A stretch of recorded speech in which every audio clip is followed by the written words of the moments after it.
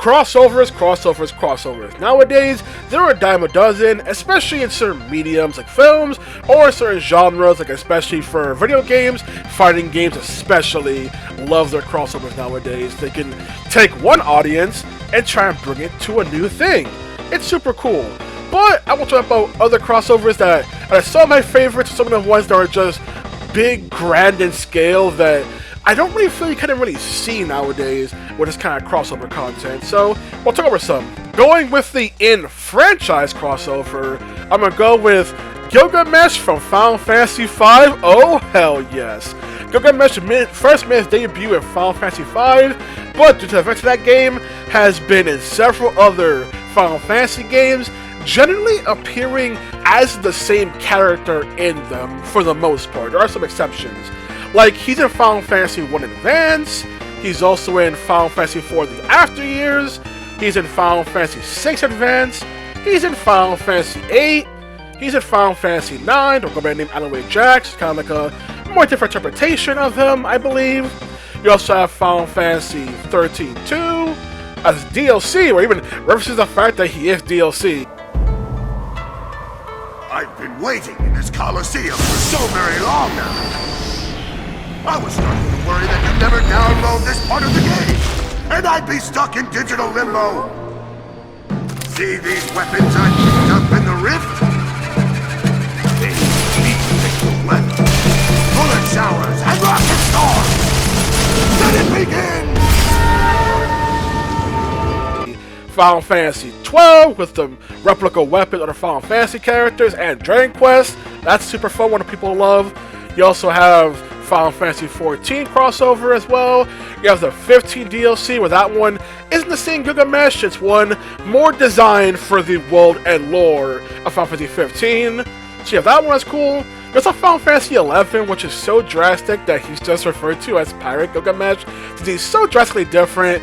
And you also have Gilgamesh also in Final Fantasy VII Rebirth, which is the most current appearance to this day, and is the best boss fight in Rebirth, and it's sad you can't replay that boss fight at all. I know you can do the VR version of that fight, but it's not the same as the actual main fight that you get for doing the Pro Relic side quest. It's why people to do the side quest, even if the Pro Relics are lame, Gilgamesh is worth it, and I love the fact at the end he says that he's coming for the Warriors of Light. Prepare yourselves, Warriors of Light.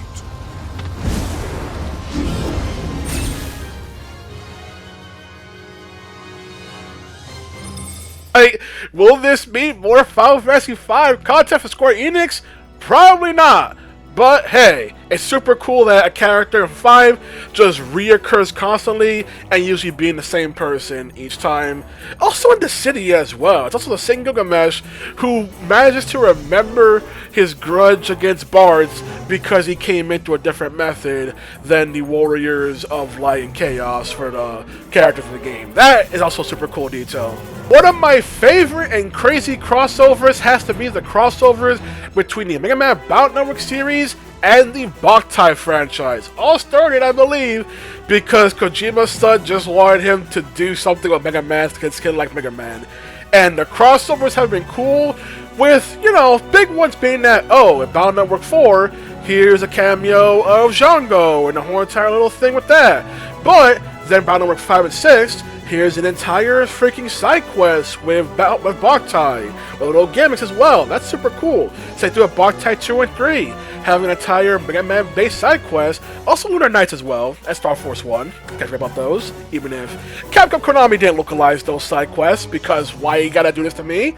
But the coolest part of this crossovers, if not just the side quest, is the fact that there is an entire crossover competitive minigame where both players fight against the same boss, but can send things to pretty much harm the other player as they're fighting the same boss. So Battle Network 5 and Boktai 2, I believe it was, both players are fighting Shademan for the Battle Network series, and they both trying to see who can defeat Shademan faster, or just not die, because you can send over things to screw up the other player, which is a super cool way of doing a crossover, as you know what I'm talking about.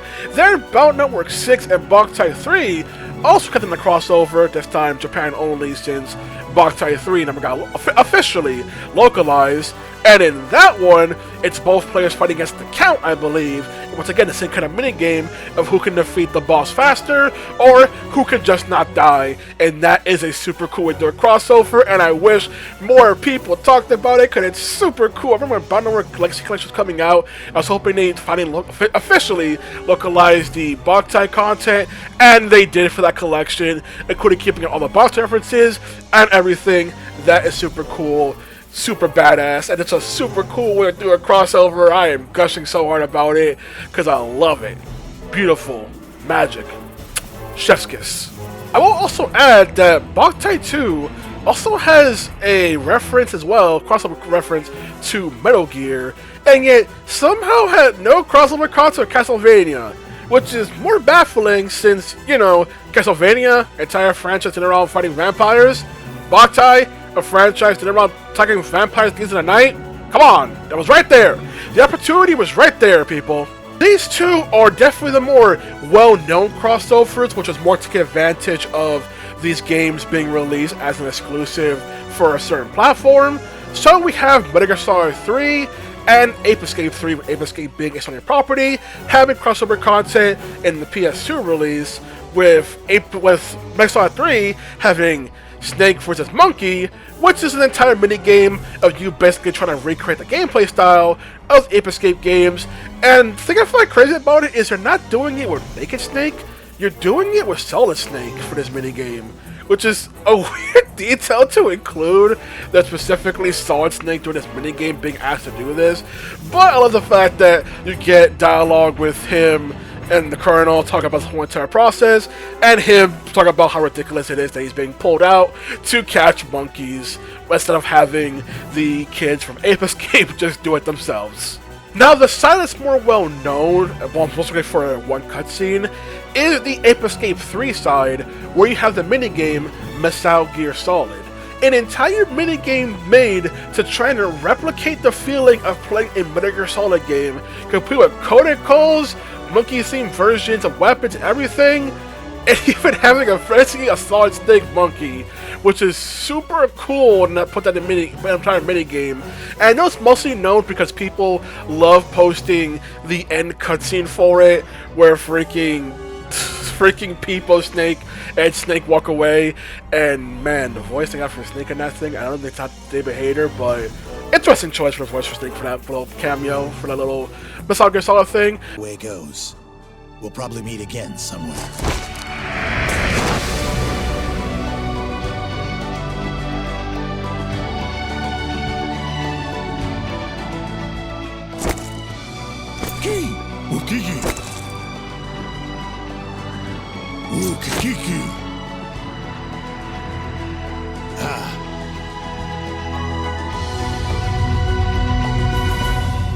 But it's most people reference the sheer ridiculousness of the crossover. So even people don't really know it's from Ape Escape 3 or anything, people know this scene because of how widespread it's become, and I'm glad it's become widespread because that is super cool.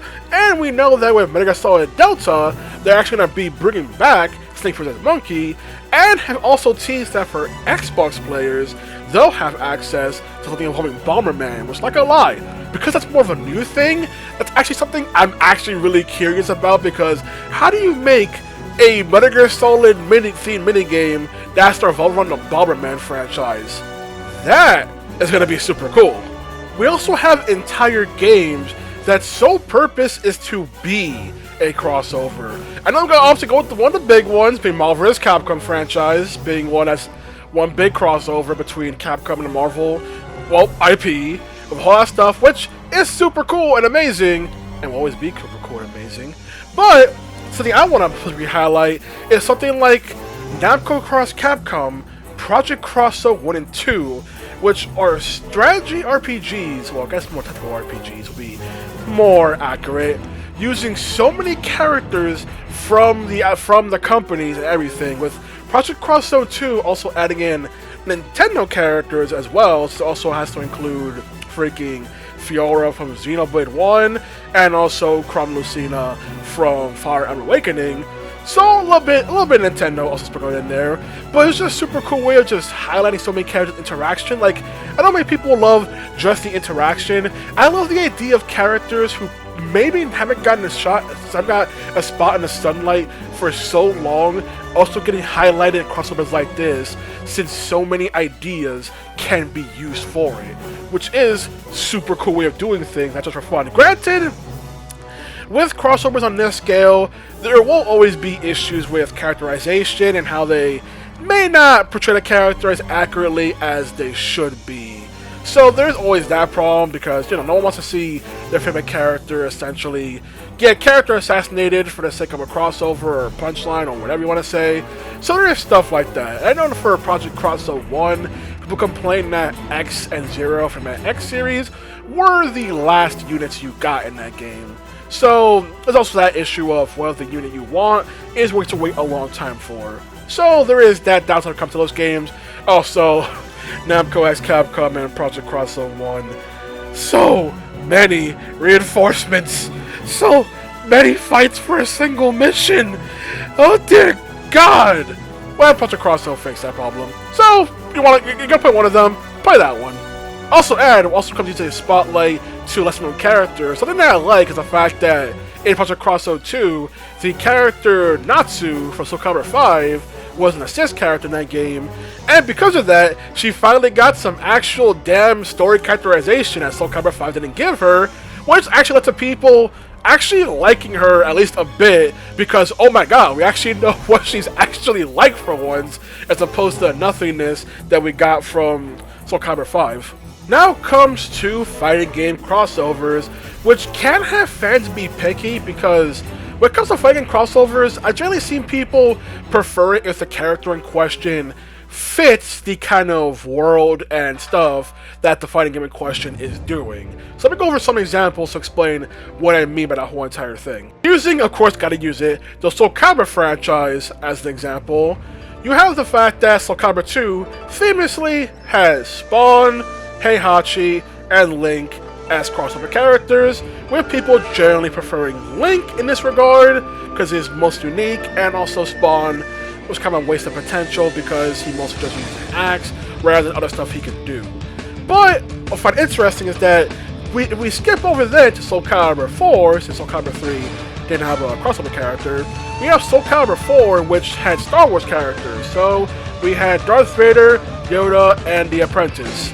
But I remember at that time, and still to this day actually, people complained that Star Wars characters felt out of place within the world of Soul Calibur, since Soul Calibur was more weaponry and also more, I don't want to say medieval kind of, but basically it wasn't sci-fi. So people felt like having characters like that felt kind of random, even if it's a crazy crossover to include freaking Star Wars characters, especially during, like, what I think might have been the high, I don't know, I never watched Star Wars, I don't know when the high point of Star Wars was, but either way, those were big names, but some people were upset feeling like they didn't exactly fit in with what Soul Calibur goes for with its whole entire lore world aesthetic.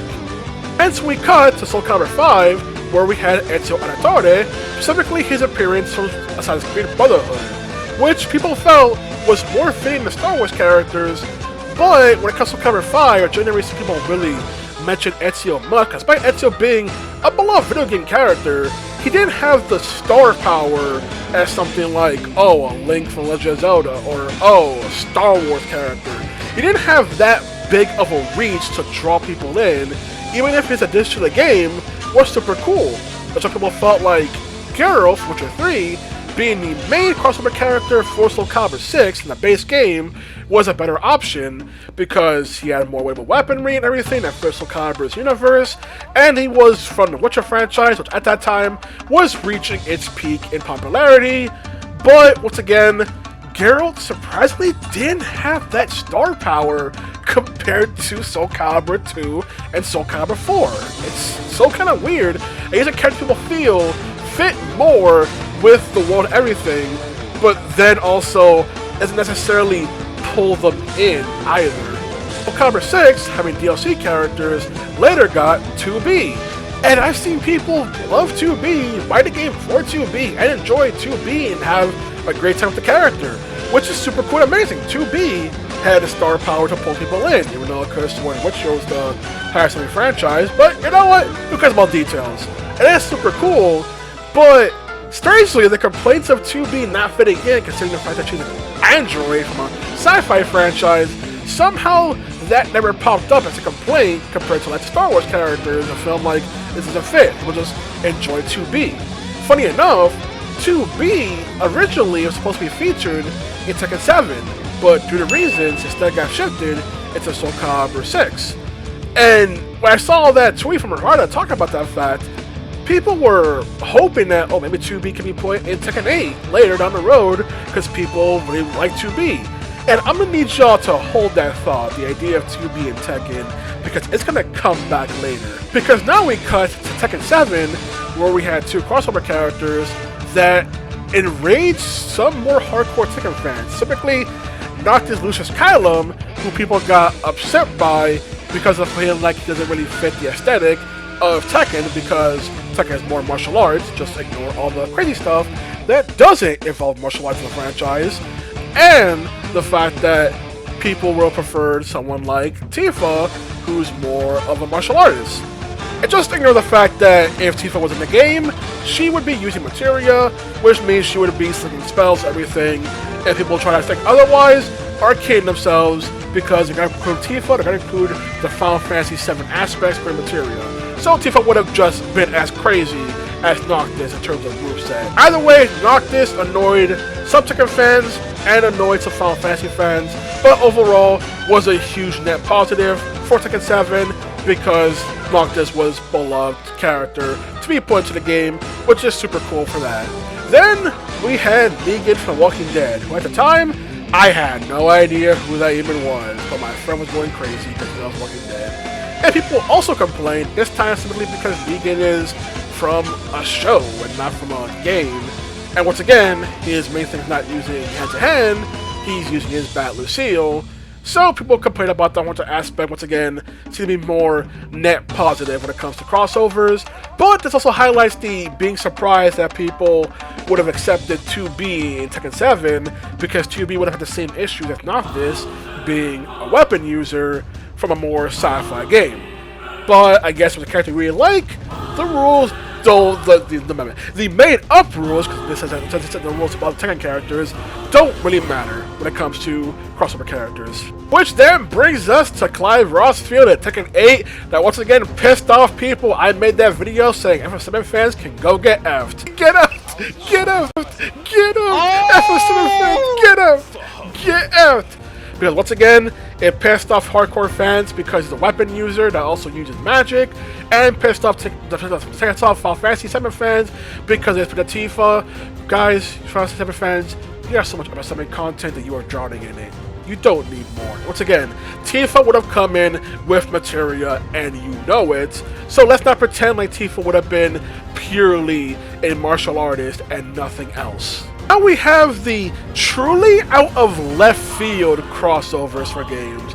This time I'm gonna go with the Mario plus Rabbids video game franchise, because who the hell expected this? Like, even when it got leaked, people actually sent hate towards the leaker, not believing them because it felt like it'd be too out there ridiculous for it to be a crossover, only for it to be 100% real.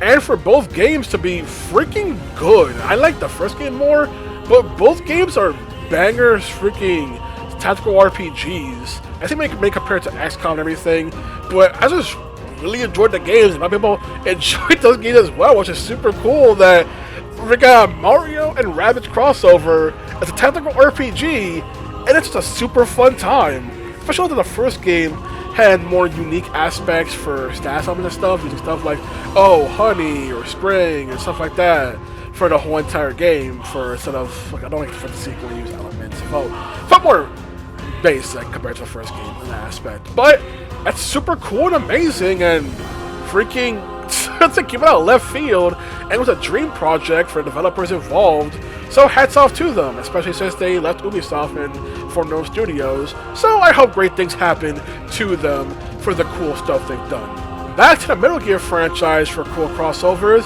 we have Peace Walker, what feels like the freaking bin of every crossover they can think of, sponsorship, whatever you want to say. It has it. It freaking has it. You want freaking product placement shirts for big name brands? You got it. You want a crossover with Assassin's Creed? You got it. You want an Easter egg to freaking Boktai as well? You got it. Sunlight! You want a crossover with Monster Hunter complete with monsters from that franchise and a brand new monster version of Metal Gear Rex put into the game as well? You got it. You got all that in Peace Walker, and that's super cool. They can just do stuff with the side ops and just have the most fun with the whole entire thing. I know Assassin's Creed first made its first freaking crossover content with Metal Gear Solid 4, specifically the Ezio outfit, even with Old Snake like blending his pinky a certain way to highlight the fact that Assassin's Creed 1 Assassins had to have their pinkies cut off in order to use the hidden blade, but freaking that's super cool. There's so many things added to it for Peace Walker that nowadays doesn't get brought up for memeage, but hey, it's brand new content that's super cool to include in the game. That's fun. Another out left field crossover, at least in my mind, would have to be the also not much talked about Resident Evil 6 crossover with Left 4 Dead 2. And the fact that you can get Survivors Left 4 Dead 2 playable in the Mercenaries mode of Resident Evil 6 on the PC version, which is just a freaking insane thing. I remember when that got announced, I was like, what? Huh? About that time, I wasn't even really big or really knew much about Left 4 Dead 2. I was just like, wait, what? Why? Huh? But also then I later found out how much Capcom, or at least certain parts of Capcom, have a good relationship with Valve, especially since Left 4 Dead 2 a reference, I think, was an Easter egg for Dead Rising 1, but then later with Resident 2 Case West, they had also an Easter egg that I want to say kind of goes to crossover material because they used the actual audio file and everything for the sound of the witch crying from Left 4 Dead. For Resident 2 Case West Easter egg, so there is that cool aspect, and then also we got, like I said, Resident Evil 6 crossover with Left 4 Dead 2, which is just also a super cool thing to include. Not to mention two of the way more bigger, well-known crossover games, of course, gotta mention them: Super Smash Bros. And Dead by Daylight. Dead by Daylight being the easier one since it's way more of a horror crossover game. Granted, didn't initially start out as that, but that's what it became. Granted, also said that Super Smash Bros. Didn't initially start out as a crossover game, but became that. With Dead by Daylight, mostly focusing on movie crossovers with horror film characters and everything, before then going into video game horror characters, stuff like Resident Evil, Silent Hill, freaking Castlevania, stuff like that. Which is super cool that it's horror from all over in simple mediums. You got freaking tabletop as well with Dungeons and Dragons, which is, once again, just super cool way of just big crossover of horror IPs. Granted, there's always a downside when it comes to how the crossovers work, but I'll get into that later. So Smash Brothers, of course, started out with Nintendo IPs, but then branched out and brawl with Sonic the Hedgehog and Solid Snake from, well, Sega and Konami respectively, and then just became a big celebration of video games as a whole, with entries like Super Smash Bros. For Wii U and 3DS, and Super Smash Bros. Ultimate, which to a point makes people always rabid of who will come next to an insane degree. Like, people within a character's own spot or whatever, but that's not the case. If a character comes in, you should welcome them and be happy. Not be pissed and moan and fight people over the idea of being happy with a character being put in a game, you know? But how about crossovers that miss the mark with what they could have fully done to potential? Two games that come to mind with that for me is something like Fire Emblem Warriors and Tokumura Sessions Sharp FE. With both games involving crossover the Fire Emblem franchise, Fire Emblem Warriors being Fire Emblem with the Musa gameplay, and Tokumura Sessions being Shin Megami Tensei cross Fire Emblem. Both games have a similar problem where there is a huge assortment of Fire Emblem games to pick, but Fire Emblem Warriors only uses 3 primarily, which are Awakening, Fates, and Shadow Dragon, and like half the roster is Fates characters, which is ridiculous. And even the DLC is just more characters from those 3 games rather than more characters from other entries, which is a missed opportunity, especially when they have so many clone characters that just play the same, even for DLC, which just like, come on, what's the potential what you can do with a crossover? Then you have Mirage sessions, which I feel like is also does being crossover way better because of Shonen Tensei. And also the fact that it only uses 2 Fire Emblem games, Awakening and Shadow Dragon, which again, if I'm gonna get on Fire Emblem Warriors, but for not using enough Fire Emblem games, I have to do the same thing for Mirage session, only use 2 Fire Emblem games. It's just so weird. Like, I know why they probably wouldn't have picked Awakening and Shadow Dragon, especially since they're both technically related, being, I believe, same universe, just 100 years apart, but it's just kind of underwhelming. Then there's the part of Mirage Sessions being a crossover in a way that people don't associate with crossovers, where it's more the crossover of ideas. Like, so many different mechanics from various Megaten games get used in this game, but since people associate crossovers with the characters popping up, some people think it's not a crossover much at all. Or go because the game doesn't have a completely dreadful tone, and that means, oh, it's not Shonen Tensei cross Fire Emblem, it's Persona cross Fire Emblem, and no, that's the case at all. You're just telling me you don't know what Shonen Tensei's like.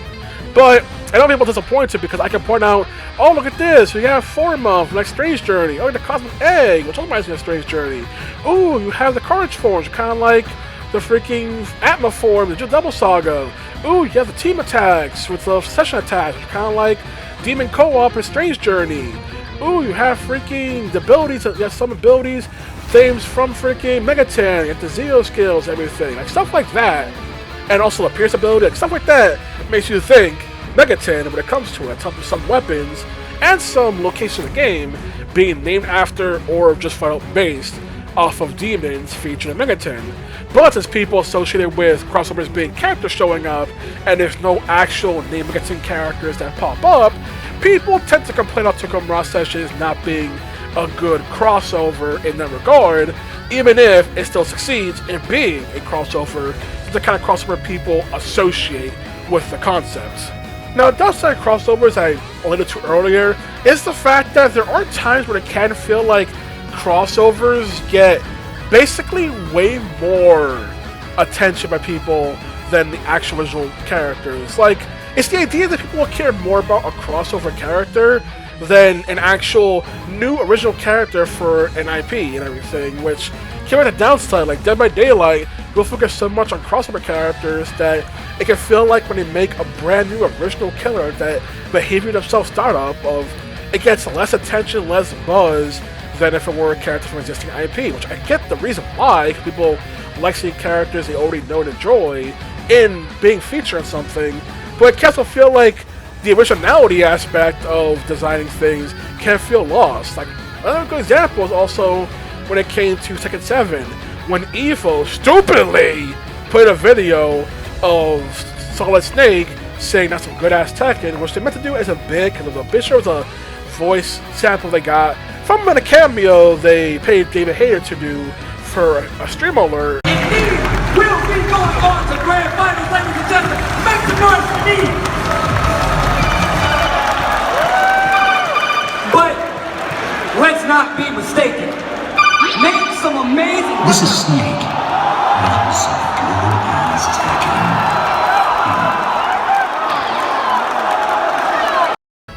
But people made it think like, oh, we're gonna get Solid Snake in Tekken 7, but no, the whole announcement was a brand new original character called Leroy Smith, who then returned in Tekken 8 as a base game character, but people were expecting Snake and still got mad acting as if they got lied to when that was never the case. It also highlights that despite Leroy being a brand new character for the Tekken world and everything, was even featured in the Tekken 8 story mode, people generally don't really care, and only care more if the character was a crossover rather than if it was the original character, which is kind of downside of doing so many crossovers. The fact that people care more about the crossovers than whatever original idea you have. So I just want to highlight when it comes to video game crossovers, both the upsides and downsides with how they can be handled, and the kind of expectations you also set, and the precedent you also create when it comes to how video game crossovers happen. Once again, crossovers are anything. But that's what I want to talk about. Not sure if we'll add more crossovers here or even do a bit with my friend. I don't think he's even available for this, actually. I think he's on vacation still. So they'll just end it off here, rather than being one of those longer, hour-long videos of crossovers. So, that's all I gotta play here. Alright, good day, play some games.